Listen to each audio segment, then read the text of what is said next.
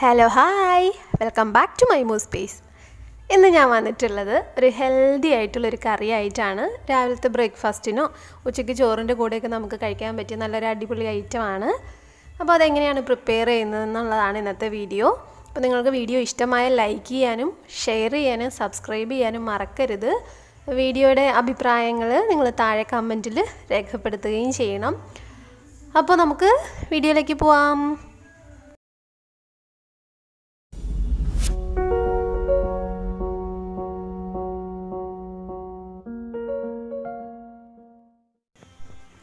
അപ്പോൾ നമ്മുടെ സ്പെഷ്യൽ കറിക്ക് വേണ്ടത് പരിപ്പ്, വെളുത്തുള്ളി, പച്ചമുളക്, ഇഞ്ചി. നമ്മൾ ആദ്യം ചെയ്യുന്നത് ഇത് നമ്മൾ കുക്കറിലിട്ടൊന്ന് വേവിച്ചെടുക്കുക എന്നുള്ളതാണ്. അതിന് ശേഷം ബാക്കിയുള്ള സ്റ്റെപ്പുകൾ ഞാൻ പറഞ്ഞുതരാം. അപ്പോൾ ഇതിലേക്ക് മഞ്ഞൾപ്പൊടിയും മുളക് പൊടിയും ആവശ്യത്തിന് വെള്ളവും ചേർത്തിട്ട് നമ്മൾ വേവിച്ചെടുക്കുകയാണ് ചെയ്യുന്നത്. അതിന് ശേഷം നമ്മൾ കടുക് വറക്കാം.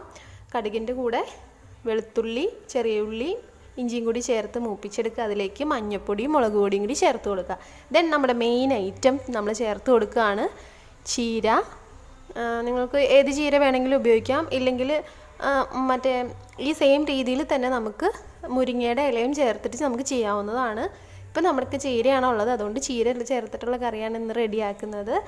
ചീര വളരെ ഹെൽത്തിയാണ്. അപ്പോൾ ഇങ്ങനെ ചീര മാത്രമായിട്ട് കഴിക്കാൻ ഇഷ്ടമില്ലാത്തവർക്ക് ഇപ്പോൾ ചീര മാത്രം നമ്മൾ ചെയ്യുമ്പോൾ തോരനായി പോകുമല്ലോ. അപ്പോൾ ഒരു ചാറ് കറിക്ക് വേണ്ടിയിട്ടാണ് നമ്മൾ പരിപ്പും കൂടി ചേർത്ത് മിക്സ് ചെയ്യുന്നത്. വളരെ ഹെൽത്തിയാണ്, ടേസ്റ്റിയാണ്.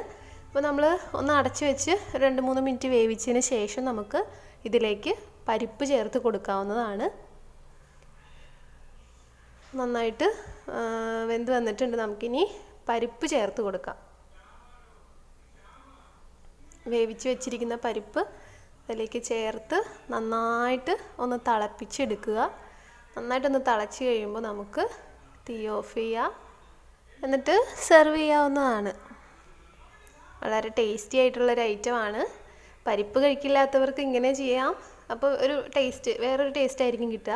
ഇനിയിപ്പോൾ ചീര ഇഷ്ടമില്ലാത്തവർക്ക് ഈ രീതിയിൽ ചെയ്യാം. നമുക്ക് കുറച്ച് ചീരയാണ് നമുക്കുള്ളതെങ്കിൽ ഈ ഒരു രീതിയിൽ ചെയ്തെടുത്താൽ വളരെ ഹെൽത്തി ആയിട്ടിരിക്കും. അപ്പോൾ നമുക്ക് ഇച്ചിരി അത്യാവശ്യം ക്വാണ്ടിറ്റി കിട്ടാൻ വേണ്ടിയിട്ട് നല്ലതാണ്. അപ്പോൾ ഇതിലേക്ക് നമ്മൾ ലാസ്റ്റായിട്ട് ചേർത്ത് കൊടുക്കുന്നത് കുരുമുളക് ചതച്ചതാണ്, പൊടിയല്ല, ചതച്ചത്. അപ്പോൾ അതും കൂടി ചേർത്ത് കഴിഞ്ഞപ്പോൾ നമ്മുടെ കറി ഇവിടെ റെഡി ആയിട്ടുണ്ട്. ഇതെല്ലാവർക്കും ഇഷ്ടമായെന്ന് വിചാരിക്കുന്നു. മറ്റൊരു വീഡിയോയിലൂടെ കാണുന്നവരെ Tata, bye bye, take care.